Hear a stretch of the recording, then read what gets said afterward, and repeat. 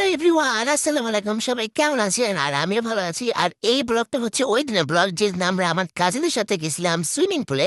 তো ওখান থেকে ডিরেক্ট আমরা বাসায় গেছি। বাসা থেকে আমরা আসছি সবাই মিলে চা খাইতে, মালাই চা। তো এখানকার চা সে টেস্টি। তো আজকে আমরা কি কি করে কোথায় ঘুরে এই সন্ধ্যার পরে সেটাই দেখাবো। সবাই দেখতে থাকেন। তো গাইজ আমরা মালাই চা খাওয়ার পর চলে এসেছি এই সাত মাথায়। দেখেন গাইজ আমরা সবাই মিলে চলে আসছি।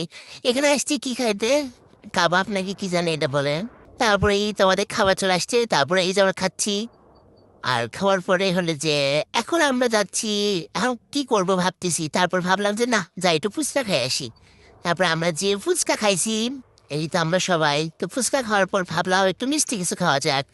তারপরে আমরা একটা আইসক্রিম খাওয়ার জন্য আইসক্রিম বারে গেলাম। তো গাইস আমরা আইসক্রিম বারে এসে তো সেই খুশি যে আমরা আইসক্রিম খাবো। সবাই মিলে আইসক্রিমের ছবি তুলবে নিচ্ছি আর ভাবিছি কাঠটা বড় আর কাঠটা ছোট। তারপর এগুলা কাহিনী কুয়ারা করতে করতে গাইস আমার আইসক্রিমটা উল্টে পড়ছে। আমার কি কষ্ট, টেবিলের উপর উল্টে পড়ছে আমার আইসক্রিম। তারপরে আর কি করার, তারপরে আমাকে আবার একটা নতুন আইসক্রিম নিতে হয়েছে।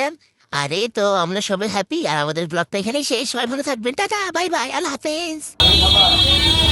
গাইস আইসক্রিম খাইছি একটা, আর কিছু খাইছি 100 টাকা।